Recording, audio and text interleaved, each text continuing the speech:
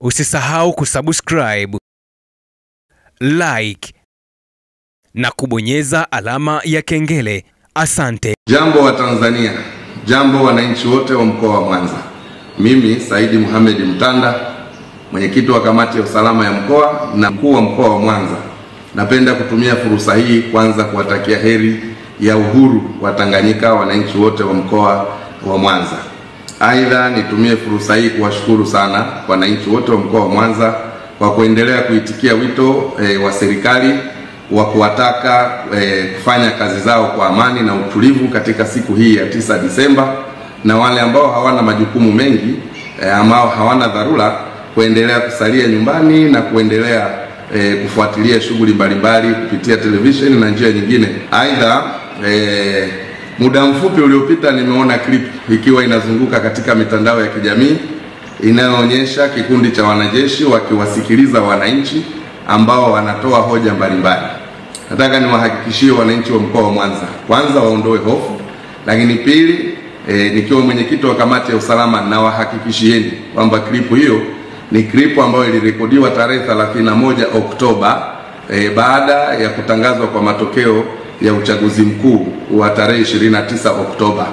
Ilikuwa ni siku 3 baada ya uchaguzi mkuu. Kwa hivi sasa na kwa hivi leo na hapa ninapozungumza nikiwa katika ofisi ya mkuu wa mkoa saa 6:18, vyombo vyetu vya usalama vimenihakikishia na mimi mwenyewe nimejiridhisha. Nimepita maeneo na mitaa mbalimbali nikiangalia baadhi ya wananchi wachache wakiendelea na shughuli zao, lakini hakuna mkusanyiko wowote unaoendelea na wala hakuna taharuki yoyote katika mji wetu wa Mwanza. Nimekuwa nikipata simu nyingi, siwezi kujibu simu moja moja. Kwa ujumla, nataka niwahakikishie Watanzania na wananchi wa mkoa wa Mwanza wawe na amani. Hali ya utulivu ni kubwa sana, tunawashukuru sana na endeleeni kushirikiana na serikali. Klipu hiyo ipuuzwe, ni klipu ambayo ilipitwa na wakati. Nafikiri inatumika tu kama propaganda katika kipindi hiki ili kuleta taharuki kwa watu. Lakini hadi hivi sasa saa 6:19 ninapotoa taarifa hii nikiwa katika ofisi yangu ya mkuu wa mkoa wa Mwanza.